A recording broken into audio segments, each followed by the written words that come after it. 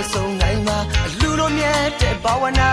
ဘွားနဲ့ကြပါကုသိုလ်ရှိသူက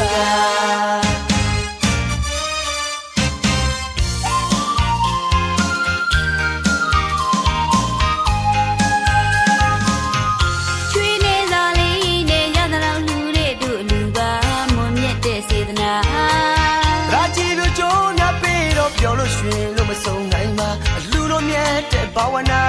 ဘွားနဲ့ကြပါကုသိုလ်ရှိသူက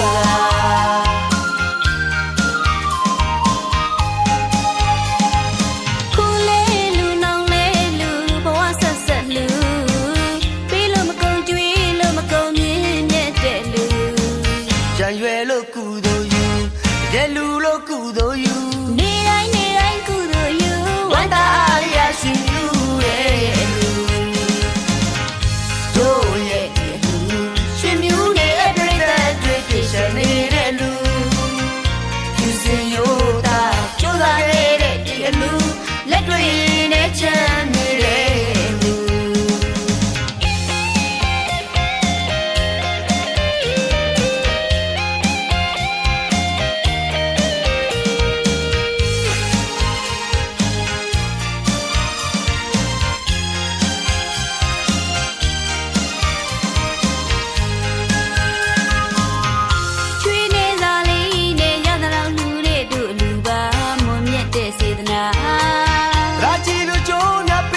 ပြောလို့ရွှင်လို့မဆုံးနိုင်မှာလူတို့မြတ်တဲ့ဘာဝနာဘွားနဲ့ကြပါကုသိုလ်ရှိသူက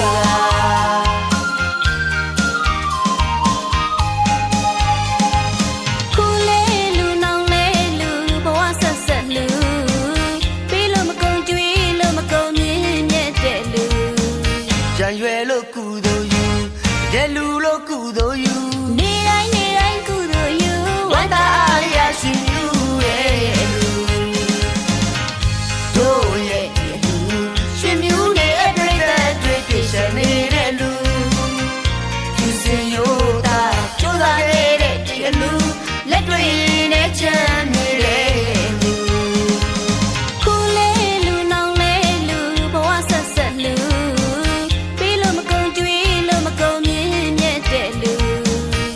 ရွယ်လို့ကုသိုလ်ယူ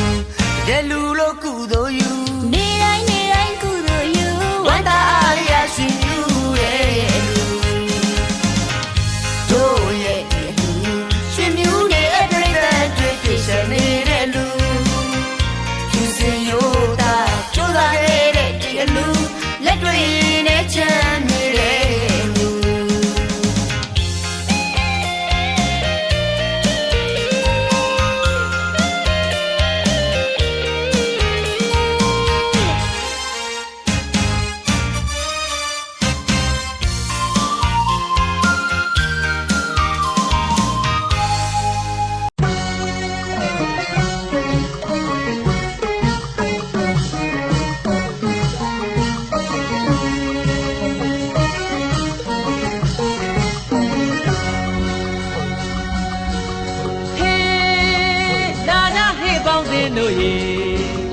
နောက်ကြနေမယ်မြန်မြန်လာကြဟေ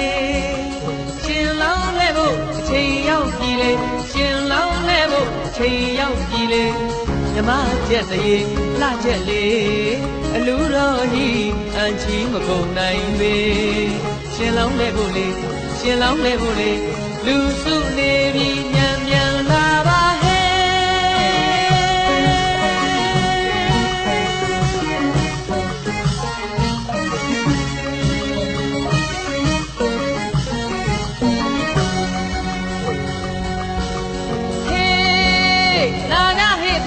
တို့ရေနောက်ကြနေမယ်မြန်မြန်လာကြဟေရှင်လောင်းလဲဖို့အချိန်ရောက်ပြီလေရှင်လောင်းလဲဖို့အချိန်ရောက်ပြီလေမြမကျက်သေးလှကျက်လေအလူတော်ကြီးအချီမကုန်နိုင်ပေရှင်လောင်းလဲဖို့လေရှင်လောင်းလဲဖို့လေလူစုနေပြီမြန်မြန်လာပါဟေ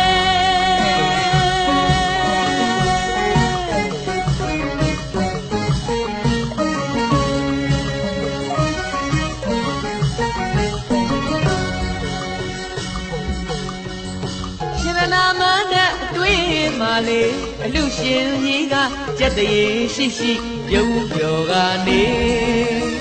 အလူမကြီးကစိန်ရောင်တွန်းလို့လှချက်လေးတန်ခါစင်ပေါ်မှာမောင်ရှင်လောင်းလေးတွေကောင်းတောင်အပြည့်နဲ့တင်တယ်ကနေမန်လိကာရသာဆင်းမြောင်းအသွေးဆန်းတဲ့နာတာလေးတွေစုံလင်ပါပြီလေစုံလင်ပါပြီလေ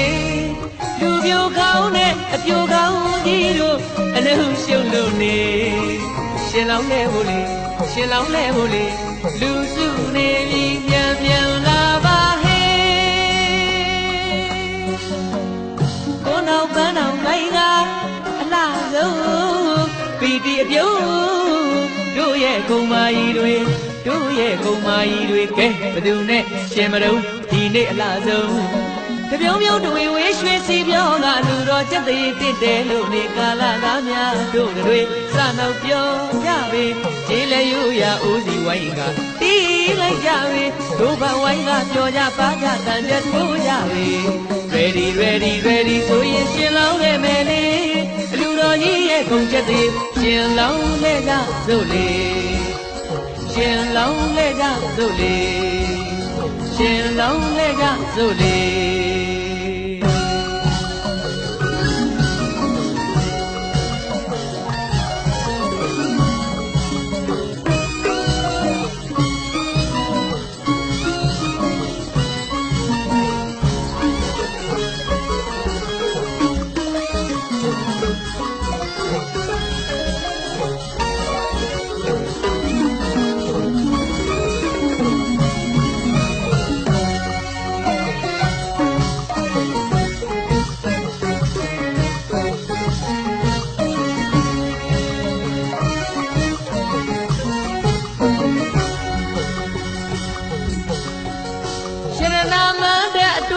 မာလေလူရှင်ကြီးကကြက်တရေရှိရှိပြုံးပြော်ကနေအလူမကြီးကစိန်ရောင်တွန်းလို့လှချက်နေတန်ခါစင်ပေါ်မှာမောင်ရှင်လောင်းလေးတွေကောင်းတောင်ပြည့်နဲ့တင်တယ်ကနေမန်လိကာရသာဆင်းမြောင်းအသွေးဆန်းနဲ့နာတာလေးတွေစုံလင်ပါပြီလေစုံလင်ပါပြီလေလူပြိုကောင်းတဲ့အပြိုကောင်းကြီးတို့အလုံးရှုပ်လို့နေရှင်လောင်းလဲဖို့လေရှင်လောင်းလဲဖို့လေလူစုနေပြီပြန်ပြန်လာပါဟဲ့ကိုနောက်ပန်းအောင်ခိုင်ကအလားဆုံးပီတီပြုံးတို့ရဲ့ကုံမာကြီးတွေတို့ရဲ့ကုံမာကြီးတွေကဲဘသူနဲ့ရှင်မတုံးဒီနေ့အလားဆုံးတပြုံးပြုံးတို့ရွေးရွှေစီပြောကလူတော်ကြက်သေးတစ်တယ်လို့နေကာလသားများတို့တွေစနောက်ပြောကြပြီခြေလဲယူရဦးစီဝိုင်းကတီးလိုက်ကြပြီတို့ဘဝိုင်းကပြောကြပါကြတန်ချက်ထိုးကြပြီ ready ready ready ဆိုရင်ရှင်လောင်းလဲမယ်လေလူတော်ကြီးရဲ့ခုံကြက်သေးရှင်လောင်းလဲကြစို့လေရှင်လောင်းလဲကြစို့လေရှင်လောင်းလဲကြစို့လေရှင်လောင်းလဲကြစို့လေရှင်လောင်းလဲကြစို့လေရှင်လောင်းလဲကြစို့လေရှင်လောင်းလဲကြစို့လေရှင်လောင်းလဲကြစို့လေရှင်လောင်းလဲကြစို့လေ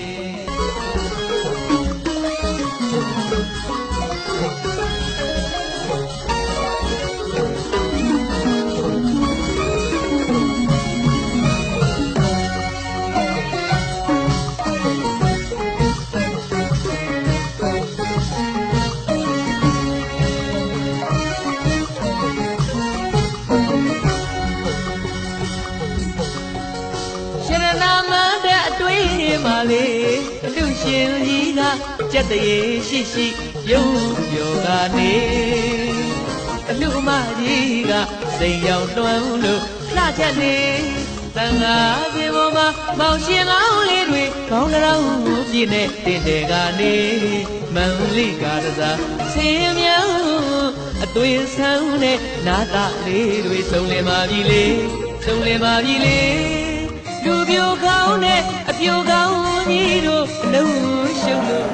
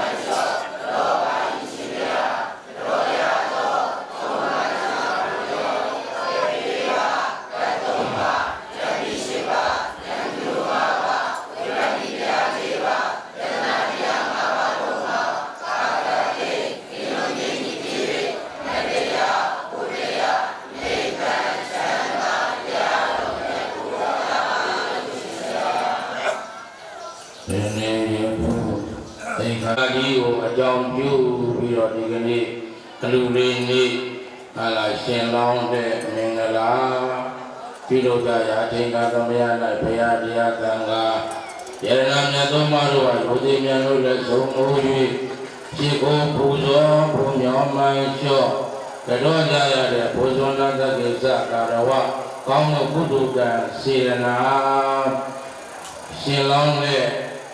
ရင်ကိုအကြောင်းပြုပြီးတော့စောင့်ကြရတဲ့သီလကုသိုလ်တွေရှင်လောင်းတဲ့အကူအညီလာပေးကြတဲ့ဒီဝါမှာဧကံပြုမှုရတဲ့ဒါနကုသိုလ်တွေပွားများတဲ့ပေါင်းလာကုသိုလ်တွေဤသို့ပေါင်းအားများများသောကောင်းမှုကုသိုလ်ကံစေနာတို့ကြောင့်သက်ရှိချမ်းသာပြီးရန်ကွာ၍မိမိတို့ရဲ့ကိုယ်တွင်ကိုယ်ပါအိမ်တွင်အိမ်ပါစီဝါရေးလုပ်ငန်းအတွင်းဖြင့်နတ္ထာနာတို့၌မကောင်းသောဖိဒယမခတ်သည်ကင်းလို့နေကြကုန်သည်ဖြစ်၍ကောင်းကျိုးဒုက္ခအဝဝတို့ကိုကိုယ်စီကိုယ်ငါရရှိကြကုန်ပြီလေသာသနာတော်ကြီးရဲ့အမောမြတ်ဖြစ်တဲ့မလေးပါဘုလေးပါနိဗ္ဗာန်တရားတော်မြတ်ကိုလင်းမြန်သောမဉ္ဇဉ်ဘုံဉာဏ်ဖြင့်မျက်မှောက်ပြုနိုင်ကြပြီးတကားလားမဟုမနာမတရားဖြစ်တဲ့နိဗ္ဗာန်ချမ်းသာကိုတင့်ကြံကြိုးကိုပွားများအားထုတ်နိုင်ကြကုန်သောသူတော်စင်သူတော်ကောင်းအမျိုးကောင်းသားအမျိုးကောင်းသမီးများဖြစ်နိုင်ကြပါစေ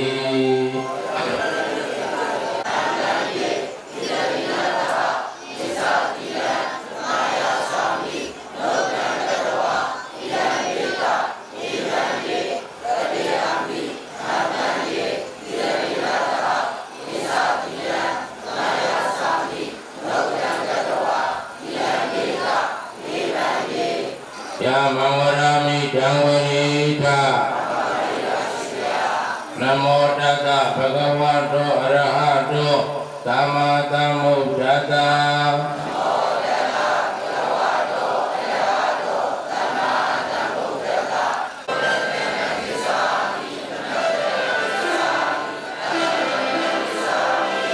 ဒုတိယမိဗုဒ္ဓံတရဏံကိစ္ဆာမိဒုတိယမိဓမ္မံတရဏံကိစ္ဆာမိ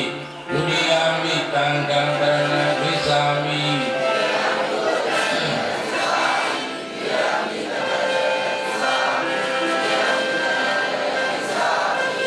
တတိယမိဗုဒ္ဓံတရဏံကိစ္ဆာမိတတိယမိဓမ္မံတရဏံကိစ္ဆာမိတတိယမိသံဃံတရဏံကိစ္ဆာမိ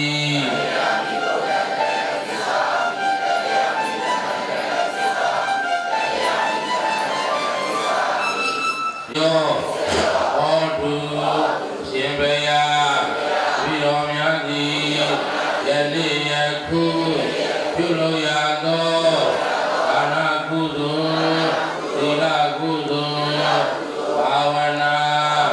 ကုသိုလ်တို့သည်သာသဝတရားဒီပါတို့၏ဘုရားဘုံကြောင့်ဖြစ်သောနိဗ္ဗာန်သို့ရရောက်အောင်ဝဲဆောင်နိုင်သည်ဖြစ်ပါစေတည်းဒီကနေ့နာတာပြင်းစင်ကသီလဓမ္မသာဓုကံကတဝါအပမတိနာသံဃာတိတာကျေဒီမောင်နဲ့ပါရမယ်အောင်ရင်လောင်းများနဲ့အလားတော့ကလည်းကြမယ်ဒါကမှဒီအားလုံးဒီကင်းရကင်းအန္တရာယ်ကင်းပြီးတော့ကိုယ်လည်းကျမ်းမှာစိတ်လည်းချမ်းသာပြီးတော့သာသနာတော်ကြီးကိုတောက်ပတ်ပြုစုဆောက်ရှောက်နိုင်ကြကုန်သောသာသနာ့ပြုပူရီအားလုံးဖြစ်နိုင်ကြပါစေ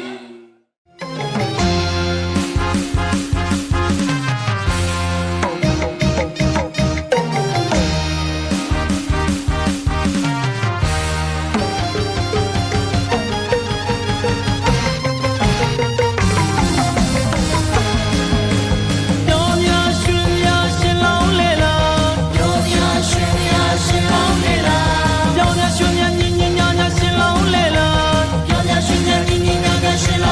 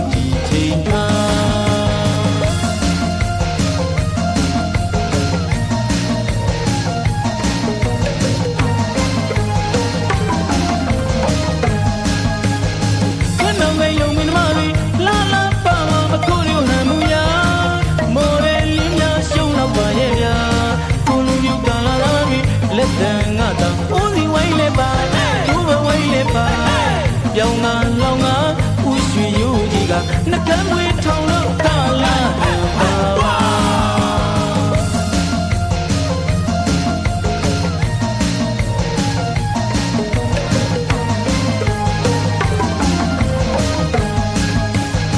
ခဏငယ်ယုံမင်းမလေးလာလာပါဝါမခိုးရဟန်မူယာ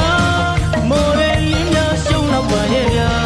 ကိုလူမျိုးကာလာလာပြီလက်တန်ငါတာဦးစီဝိုင်းလေပါသူ့ဘဝိုင်းလေပါပြောင်းငါလောင်ငါဦးရွှေရိုးကြီးကနှကမ်းမွေးထောင်လို့ကာလာပါဝါ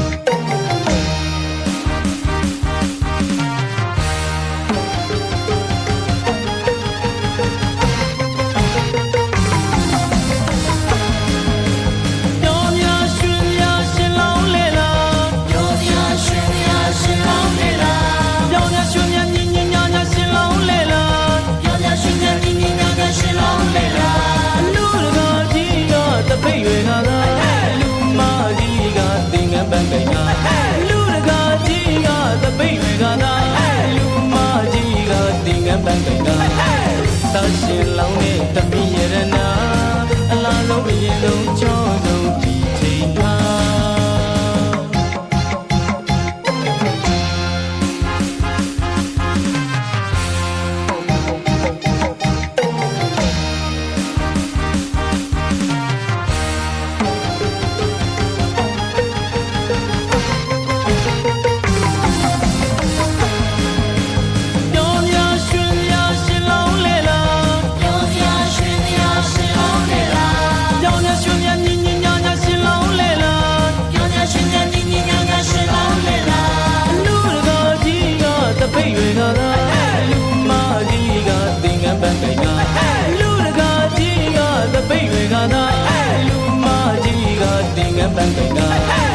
တာရှင်လောင်းနဲ့တမီရရနာ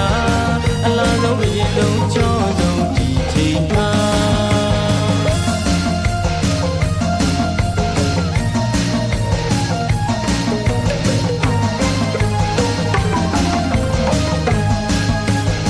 ခဏငယ်ယုံမင်းမလေးလာလာပါမမခိုးရဟန်မူယာမော်ရဲလင်းများရှုံးတော့ပါရဲ့ဗျာကိုလူမျိုးကာလာလာပြီလက်တန်ငါတာဦးစီဝိုင်းလေပါသူ့ဘဝိုင်းလေပါပြောင်းငါလောင်ငါဦးရွှေရိုးကြီးကနှကမ်းမွေးထောင်လို့ကာလာပါဝါ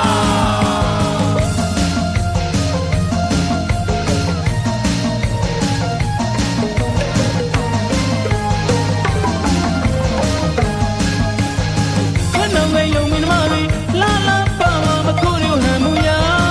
မော်ရဲလင်းများရှုံးတော့ပါရဲ့ဗျာကိုလူမျိုးကာလာလာပြီလက်တန်ငါတာဦးစီဝိုင်းလေပါသူ့ဘဝိုင်းလေပါပြောင်းငါလောင်ငါဦးရွှေရိုးကြီးကနှကမ်းမွေးထောင်လို့ကာလာ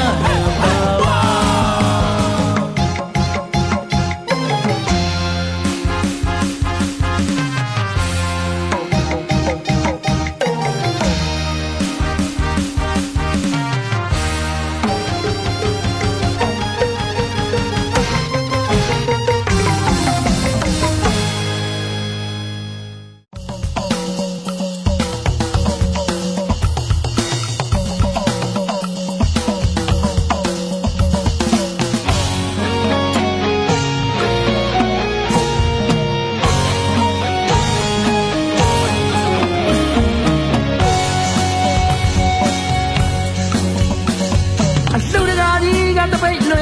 အလူမကြီးကပြိခရာသင်ငန်းရဲ့လူတုံးဝိစာမောင်ရင်လောင်းငါမြေပေါ်မှာဒေါ်ဘဝိုင်းငါမြန်ရဗျာဥရွှေရိုးလဲကနေ ကိုနောင်ကိုင်းတို့လာရညာရှင်လောင်းလဲလို့လာပြီခင်ဗျာ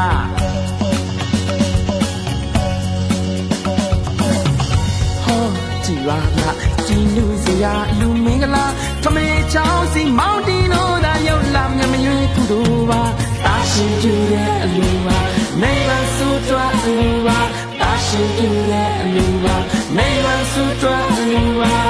ဘာဝနာများပွားတာပါအလူတော်လူတော်လူတော်မင်္ဂလာ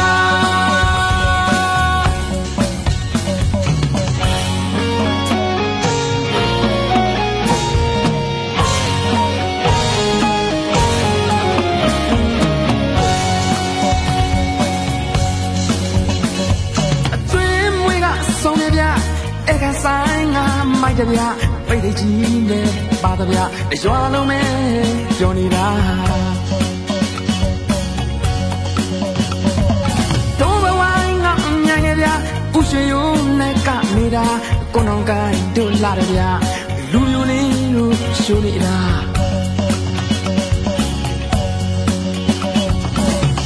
ဟောကြည်ပါကကြည်နူစရာလူမင်္ဂလာထမေချောင်းစီမောင်တီနိုသာရောက်လာမြမရွေးကုသိုလ်ပါတာရှင်ကျူတဲ့အလူပါနေပါစုတွားအလူပါတာရှင်ကျူတဲ့အလူပါနေပါစုတွားအလူပါဘာဝနာများပွားတာပါအလူတော်လူတော်လူတော်မင်္ဂလာ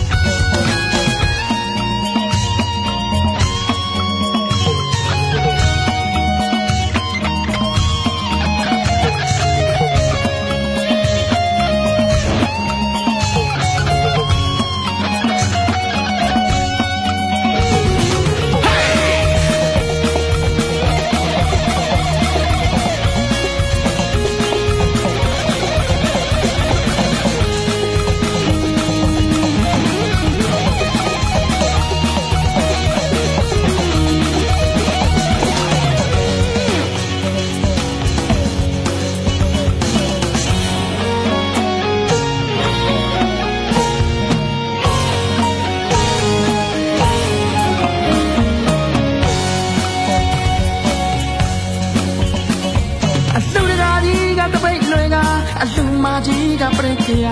တင်ငန်းရွက်လို့ပြုံးဝိစာမောင်ရင်လောင်းကမြင်ဖို့မှာတို့ဘဝငါမြန်ရရဥရွှေရုံလေးကနေတာကိုနောင်ကိုင်းတို့လာတယ်ဗျာရှင်လောင်းလဲလို့လာပြီဗျာ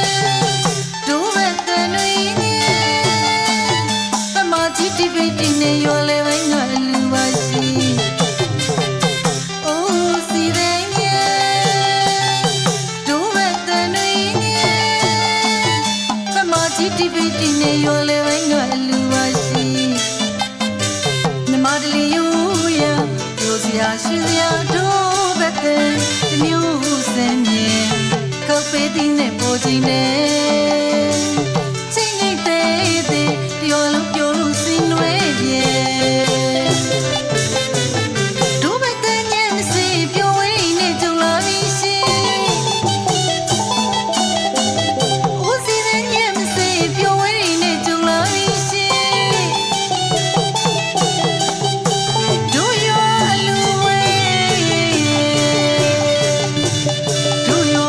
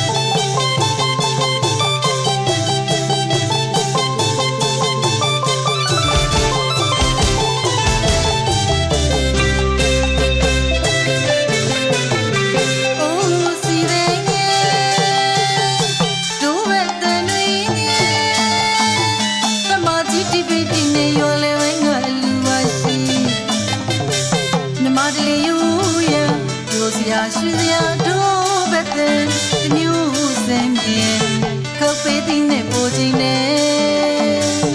ချင်းငိတ်သေးသေးပြောလို့ပြောလို့စင်နွဲပြေဒုဘတဲ့ညမစေပြောဝင်းနဲ့ကြုံလာပြီးရှင်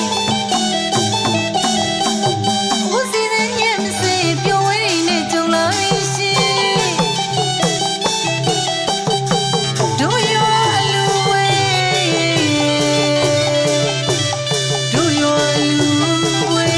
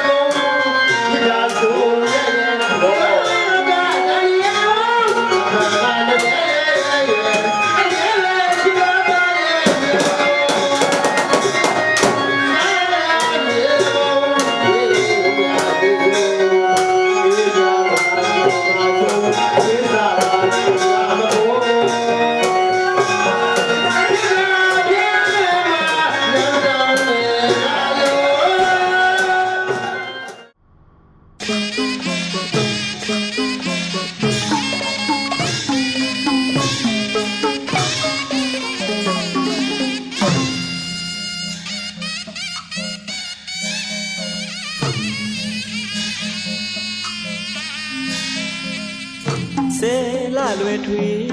မမွေးခင်ကလေးကရင်သွေးလေးကြည်လာရဲ့ရှင်သာမဏေမှုယူရတော့မယ်တွေးလို့တဲ့အေးတဲ့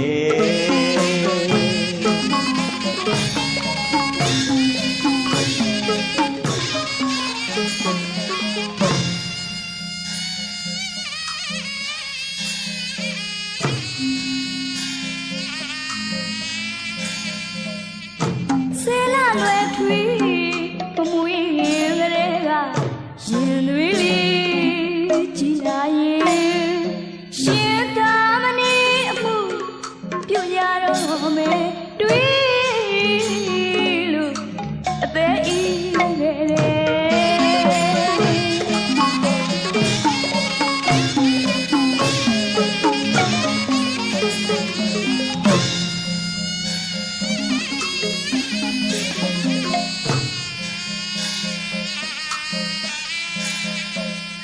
ဘဝလက်နှလုံးအခုံးလက်နဲ့တည်အရွယ်ကအေးမြမြနူယူငိုရဲတိတ်စီဖို့မအိမ်မနေပြူစုယူရခဲ့တယ်ကွယ်သားလေးကာမွေးထွေးပိုင်လို့ဖြင်းကြည့်ရင်လား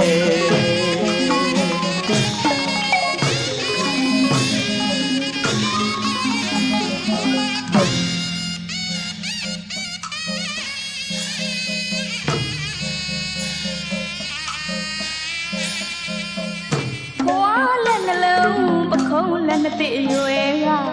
အေးမြမြနူယူအငိုးရဲ့တိတ်စီဖို့မအိမ်မနေပြူစု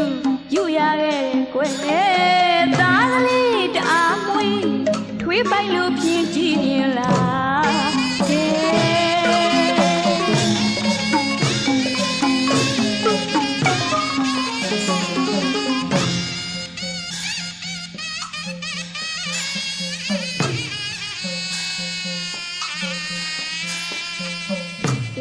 စီဝရံ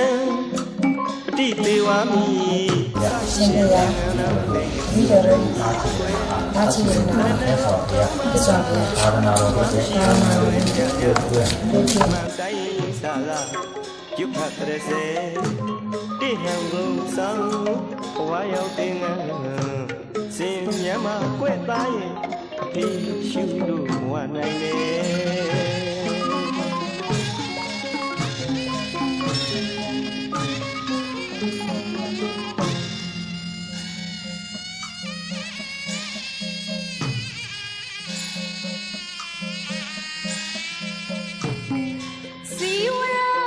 ပတိသေးဝါမီအစရှိတဲ့သင်္ကန်းလုံးလေးယူဆိုနိုင်ပြီကွယ်ဒီလိုလူပါမရှိအောင်လိုက်ကြလားအမအတိုင်းစားရုပ်သားတဲ့စေတဲ့လုံးမြတ်ရဝါရသင်္ကန်းစင်မြမပါတော်ရဲ့အမြဲတမ်းကြောနိုင်ရဲ့ဘာမှသနကာယအဘိဓါယဥ္စံဝင်းအောင်အဘိဓါယိကမတော်ရေမောသောတာမောအောင်ဝင်းဖြိုးတာမောဆိုရတုတမိသားစုတို့မှာတိတ်ခါတဲ့ရောင်းမှရှင်ပြုသူတော်ရှင်ကိုနာတာလူတော်မင်္ဂလာဆင်ကျင်းပတဲ့ဒီနေ့လူလေးနေဖြစ်ပါတယ်လူလေးနေဖြစ်တဲ့အားတော်စွာရှင်းထုံးမပြတ်ဆရာတော်တော်ရှင်မြတ်တော်ဟောကြားအပ်သောစံချပေးတရားဓမ္မစက်တို့ကိုအလူရှင်တို့မှာမိသားစုနဲ့တို့တစ်တရားနာတော်မူလာကြတဲ့သာသနာ့ရှင်တော်မျိုးတော်ပေါင်းလို့ဆရာတော်ရှင်မြတ်တော်ဟောကြားအပ်သောပရိဓမ္မစက်တရားမြတ်တို့ကိုဟောကြားသိခင်မနာကြားသိခင်မှာဆရာတော်ကမှယုတိဆောင်အဘတိတတောင်းကန်ဆောက်ရရှိဥစွာတန်ကြဘဂဝါတော်ကိုဘာတော်ကိုယ်တို့နဲ့ပြည်သူတော်မူသောဘုရားမြတ်ဆုံးရတနာတက္ကရာဗျာစပြတော်၆ပါးသောကိုယ်တို့နဲ့ပြည်သူတော်မူသောဘုရားမြတ်ဆုံးရတနာသဗ္ဗရိခဏသစပြသောကိုယ်ဘာသောကိုယ်တို့နဲ့ပြည်သူတော်မူသောသံဃာမြတ်ဆုံးရတနာအာလာမိပါဗျာ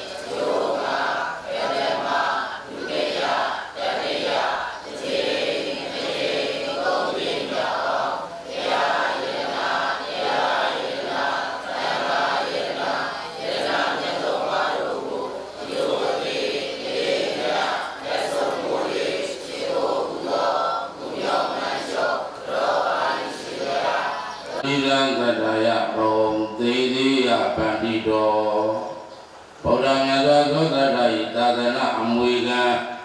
ဧကံစင်စေဖြစ်ခြင်းဖြစ်ပေတတ်သောအလွန်တရားမှရာခဲ့လာသောအလွန်တရားထူးခြားလာစွာသောသာသနာအမွေခံဆိုတဲ့ကုသိုလ်ကောင်းမှုထူးကြီးကိုမယိုင်မလဲခိုင်မြဲလာစွာမတော်မလို့အသလန္တရာဖြင့်ကြောင်းကျိုးမြင်သည့်ဉာဏ်ရှိသောပညာကြီးရဲ့ပုဂ္ဂိုလ်တို့သည်အချိန်ကြီးကအချိန်ချင်းအထက်ထက်အချိန်ချင်းအထက်ထက်အရေးတကြီးစီးပူပွားများအာတုရှာမိအပ်ပါပြီဆိုသည်နဲ့အညီယနေ့တိတ်္ခာထယဟန်ကံရှင်ပြု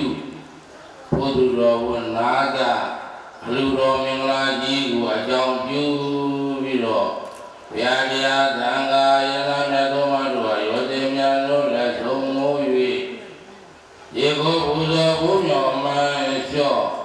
တော်ကြရတဲ့ဘုဇောနာသက္ကေသကာရဝကောင်းမှုကုသိုလ်ကံစေရနာသိက္ခာတယံကံရှင်ပြုဘုသူတော်ဝိနာကအလူတော်မင်္ဂလာကြီးအလူလေးလေး၌စံချပိတ်တရားတော်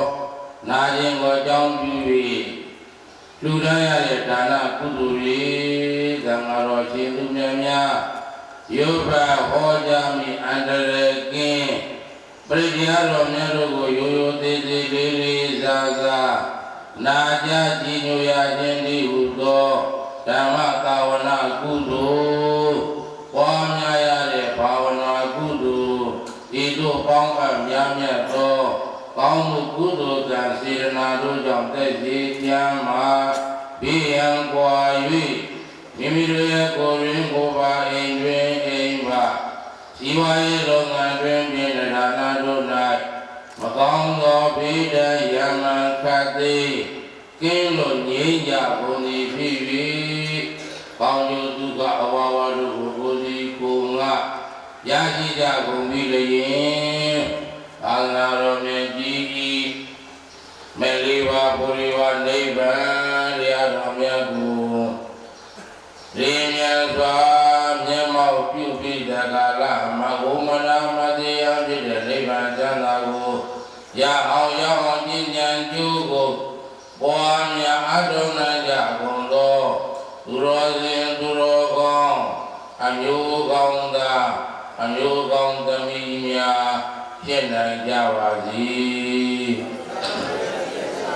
။မောဒကဘဂဝါတောအရဟတောသမ္မာသမ္ဗုဒ္ဓတ္တ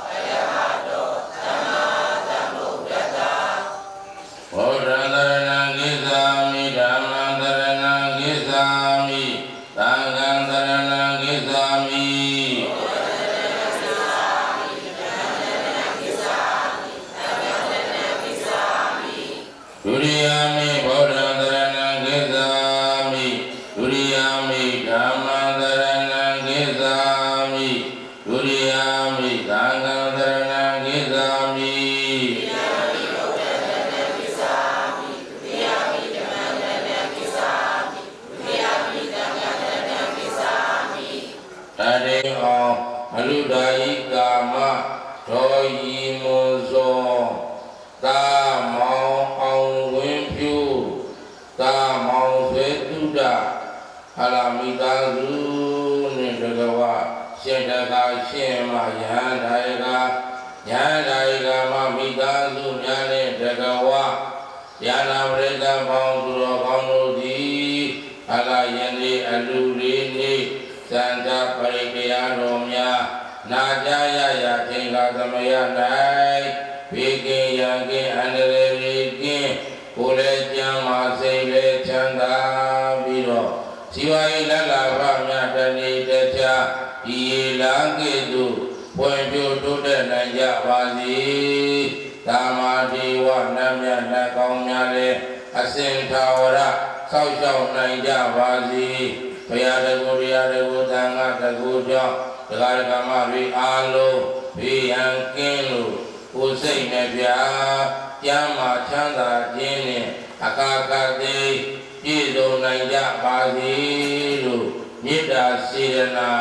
ဖြည့်သွားပြုပြီးတော့ရောက်တော်မူလာကြကုန်သောသံဃာတော်ရှင်သူများများကသမန္တာကစမေတ္တာတုပ္ပရိတရားတော်ဘုရားကုံတရားကုံသံဃာကုံဉာဏ်တော်နှင့်မေတ္တာသုံးပါးတာဘဝတုတဗ္ဗမင်္ဂလာသုံးပါးတာသုံးသ၍ယောဘပူဇော်ပေးတော်မူကြပါကုန်သာသတ္တမမုနိရာသသသုဏနုသကမောက္ခတံဓမ္မသာဝနာကာလောယံပတ္တန္တာဓမ္မသာဝနာကာလောယံပတ္တန္တာဓမ္မသာဝနာကာလောယံပတ္တန္တာနမောတတ္တဗုဒ္ဓဝါတောရာတောသမ္မာသမ္ဗုဒ္ဓံသာနမောတတ္တဗုဒ္ဓဝါတောရာတောသမ္မာသမ္ဗုဒ္ဓံသာနမောတတ္တဗုဒ္ဓဝါတောရာတောသမ္မာသမ္ဗုဒ္ဓံသာယတ္တဝဝါတောယကံဝရတိမိဘေဒနာယံမေဇေဝနုယောဇံနောရတိတိဝမတ္တံတိတောဒုက္ခဒုရိသောရောဇဘဝံကိတိနာမတ္တိဧဝရာဇိပိဘဝန္တုတေဘဝတုသဗ္ဗမင်္ဂလံရကန္တုသဗ္ဗဒေဝတာသံဃာနုဘာဝေနသရာတုခိဘဝန္တုတေ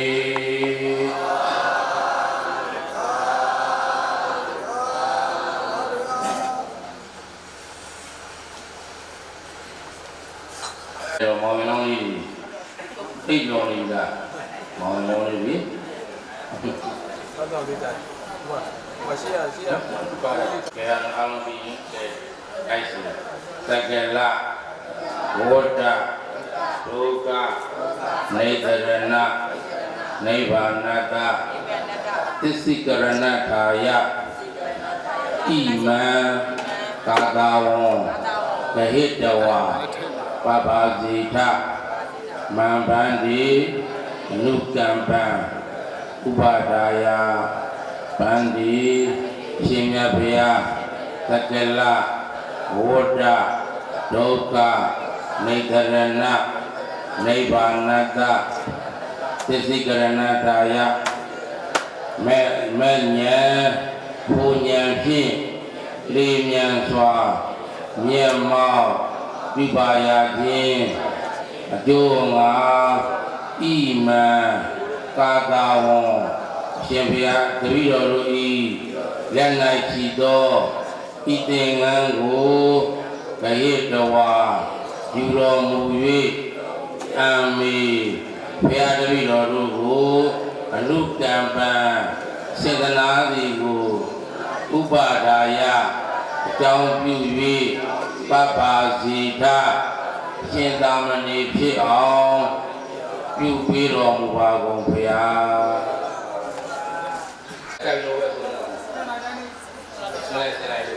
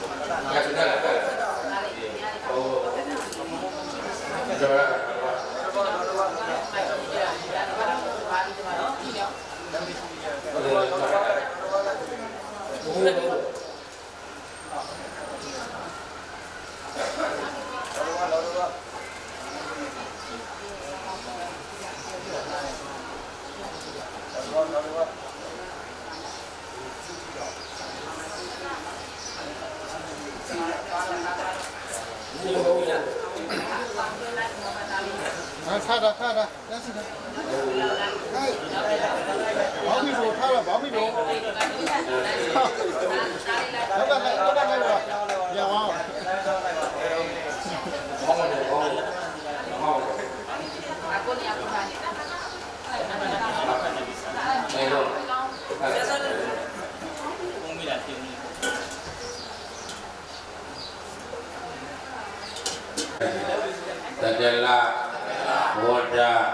ဒုက္ခနိတရဏနိဗ္ဗာနတသစ္စိကရဏထာယဣတံကာသဝံဓတ္တဝါကပ္ပစီတမဗန္တိလူတံပံဥပါဒါယဗန္တိရှင်မြတ်ဗျာသက္ကလဝဋ္ဌဒုက္ခနိတရဏနိဗ္ဗာနတလုံးစုံသောသန္တရာဝစီယေမပြမြောက်ရာဖြစ်သောနိဗ္ဗာန်ကိုသစ္စိကရဏထာယမဲ့ဉာဏ်ပူဉာဏ်ဖြင့်လျင်မြန်စွာမျက်မှောက်ပြုပါရခြင်းအကျိုးမှာဤတံကာသာဝံအရှင်ဘုရား၏လက်တော်၌ရှိသောဘုသင်္ကန်းကိုဓတ္တဝါပိသနာတော်မူပြီးအမိဘုရားတပည့်တော်တို့ကိုလူကံပံစေတနာစီကိုဥပါဒါယအကြောင်းပြု၍ပပ္ပါစီတရှင်သာမဏေဖြစ်အောင်ပြုပေးတော်မူပါကုန်ဘုရားကဲအဲ့ရောရော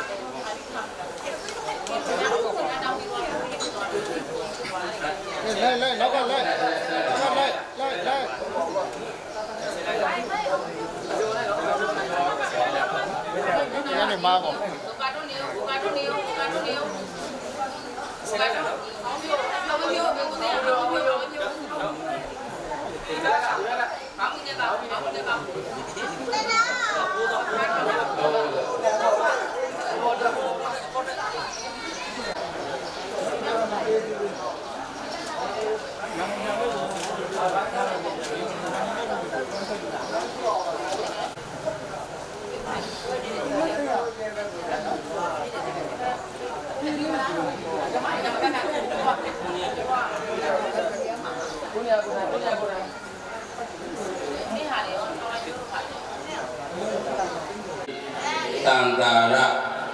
ဝဋ္ဌဒုက္ခတောမောဒနာထာယပပိစ္ဆံယာသမဒုတိယံမိဗန္တိသံဃာရဝဋ္ဌဒုက္ခတောမောဒနာထာယပပိစ္ဆံယာသမစီယေဝတ္တုကအပေါင်းမှဖျောက်မြောက်ပါရစီခြင်းအကျိုးမှာ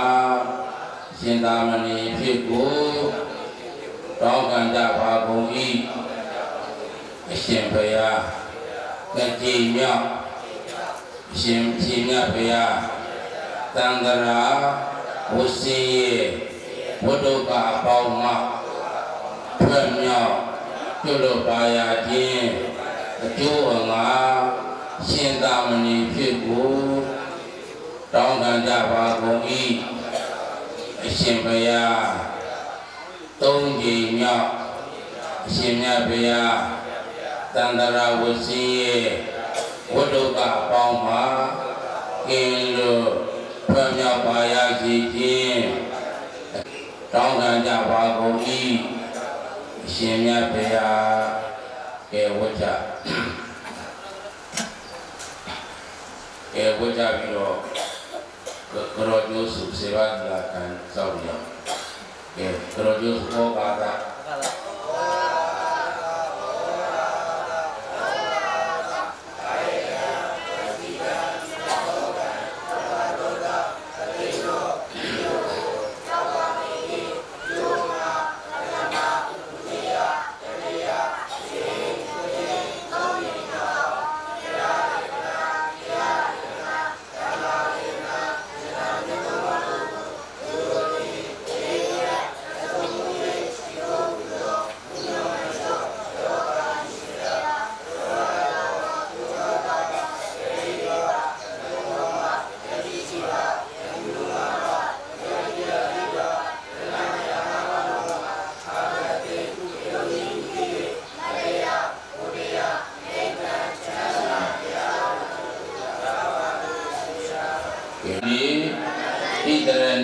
သဟဒါကာတာမဏိရပပိစ္ဆသီလံဓမ္မယာစာမိလောကံကတဝါသီလံတိတမေဗန္တိဒုတိယံပိသံဗန္တိပိတရဏိနာသဟဒါကာတာမဏိရပပိစ္ဆသီလံဓမ္မယာစာမိလောကံကတဝါသီလံတိတမေဗန္တိတတိယံပိဟံဗန္တိပိတရဏိနာသဟဒါကာတာမဏိရပပိစ္ဆသီလံဓမ္မယာစာမိလောကံကတဝါသီလံတိတမေဗန္တိယမံဝရာမိတံဝရိထနမောတတ္တဘဂဝတောအရဟတောသမ္မာသမ္ဗုဒ္ဓတ္တ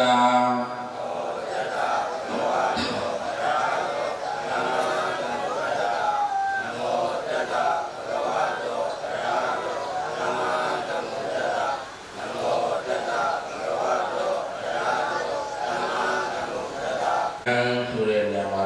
ကပ်ပြင်းပြင်းပေါ့ဘုရားယမံတန်ခါတရဏကိသာမိကပ်ပြင်းပြင်းဆိုတော့နော်ဘုရားတရဏကိသာမိ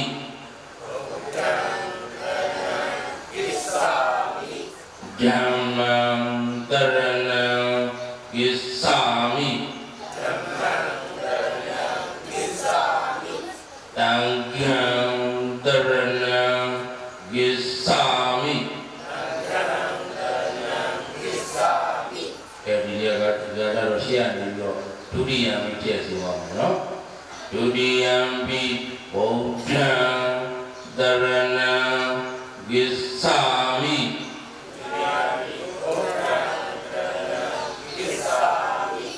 ဒုတိယမိဓမ္မံတရဏံဂစ္ဆာမိ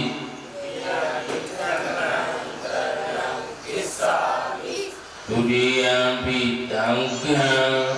တရဏံဂစ္ဆာမိ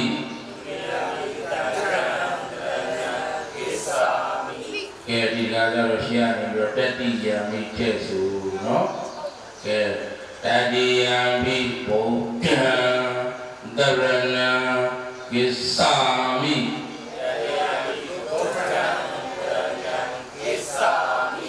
တတိယံပိဓမ္မံတရဏံဂစ္ဆာမိ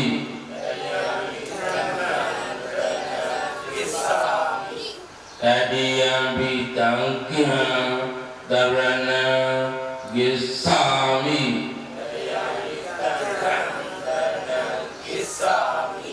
ကဲဒီကကြတော့အဆုံးမှာပဇာတိဖွင့်ပြီးတော့ဆိုရမယ်နော်ဗုဒ္ဓံတရဏံဂစ္ဆာမိဓမ္မံတရဏံဂစ္ဆာမိတံဃံတရဏံဂစ္ဆာမိခုနလိုပဲဒုတိယံပိဗုဒ္ဓံတရဏံဂစ္ဆာမိ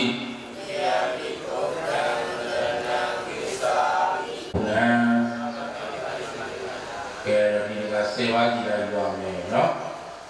ကိုရင်ဆိုရင်ဘယ်နှပါလဲစေဝါကြည့်လိုက်နော်စေဝါကြည့်လိုက်ဆိုတော့ဒကာကြီးတွေဒကာမကြီးတွေရဲ့သီလတွေများသွားလားများသွားပြီနော်ကဲလိုက်ဆိုပါဏာတိပါဒဝိရမဏိသိက္ခာပဒံသမာဓိယာမိအာဒိနာဒါနာဝိရမဏိသိက္ခာပဒံသမာဓိယာမိအဗျမစရိယဝိရမဏိသိက္ခာပဒံသမာဓိယာမိမုဒ္ဒဝါဒဝိရမဏိသိက္ခာပဒံသမာဓိယာမိဒုရာမေရယမစ္ဆဗမာတဒါ နာဝိရမဏိသိက္ခာပဒံသမာဓိယာမိ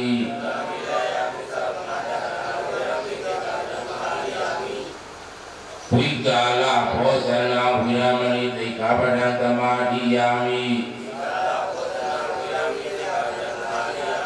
နိဝေကယံဝံဟောတုဣဒံမေပုံညာနိဗ္ဗာနတ္တပစ္စယောဟောတုဣဒရဏီနာသတ္တတသမဏိနာပပိသတိနံဓမ္မတာတုကံကတ္တဝအပ္ပမဒိနတံပါဒိထာကဲဥစ္စာ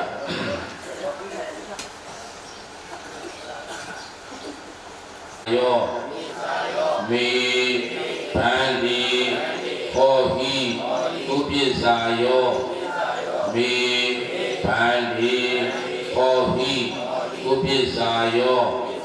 မေဗန္တိဟောဟိပါတာတိကိနတံပါဒိထာပါတာတိကိနတံပါဒိထာပါတာတိကိနတံပါဒိထာပါတာတိကိနကိုယ်အမှုတရားနှုတ်မူရာများနှင့်တံပါဒိထာပြည့်စုံအောင်နေထိုင်ကြကုန်လောအာမဘန္နကဲဥတော်ဥချပြီးတော့ဘုရားဆရာကြီးတော့ယူပြီးပြီဟုတ်လားသာသနာပေါင်းလည်းရောက်တော့ပြီဆိုရင်လူဘဝမှာမိတ်ထားတဲ့လူနာမည်နဲ့ဘာမှမဆိုင်တော့ဘူးတဲ့နော်ဒါသာသနာတွင်ဝင်ရောက်နေလို့ရှိရင်ဝဲနာမည်အသစ်ပေးရမယ်နော်တို့ဆိုတော့အလုံးမရှင်ဝိမလာဝဲနာပြောလေဝိမလာဖတ်တာနော်ဟောဒီဘက်ကဦးမင်းစောဦးပါနေလားကြာတော်ဒီ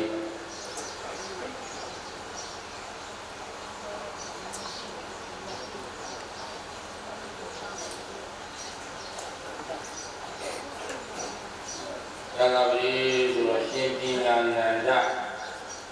ဘယ်လိုပြောလဲရှင်ပညာနန္ဒဒီဘက်ကဥစံဝင်းအောင်ပါနေလာလို့အင်္ဂါလာ